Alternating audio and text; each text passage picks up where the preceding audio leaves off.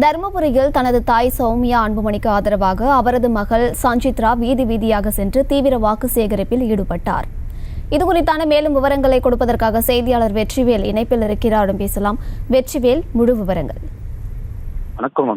அதாவது பார்த்தோம்னா தேசிய முற்போக்கு கூட்டணியில் தருமபுரி நாடாளுமன்ற தொகுதியில் பாமக சார்பாக சௌமியா அன்புமணி போட்டிடுறாங்க.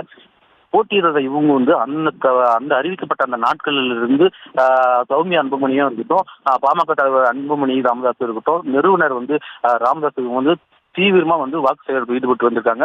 அது மட்டும் இல்லாம அன்புமணியினுடைய மகள்கள் 3 பேரும் தொடர்ந்து கிராம பகுதியில இருக்கட்டும், நகர பகுதியில இருக்கட்டும், தொடர்ந்து வாக்கு சேகரிப்பு ஈடுபட்டிருக்காங்க. இந்த நிலையில் இன்று தருமபுரி நகரில் இருக்கக்கூடிய குமாரசாமிப்பேட்டை, சத்திய நகர், குறிஞ்சி நகர், முல்லை நகர் உள்ளிட்ட பகுதியில் அந்த இளைய மகள் சந்தோஷ் தீவிரமா வாக்கு சேகரிக்காங்க. இவங்க அங்க இருக்கக்கூடிய அந்த பெண்களிடம் அவங்க தொடர்ந்து பெண்களுக்காக போராடக்கூடியவர்கள் சௌமியா அன்புமணி.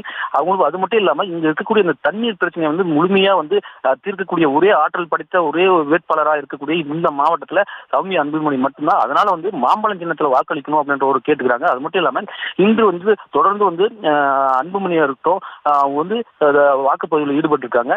இந்த 3 பேரும் தொடர்ந்து 3 மகள்களும் தாய்க்காக தொடர்ந்து கிராம பகுதியில் இருக்கட்டும், நகர பகுதியில் தீவிரமா வாக்கு சேகரித்து வந்திருக்காங்க. விவரங்களை வழங்கியமைக்கு நன்றி வெற்றிவேல்.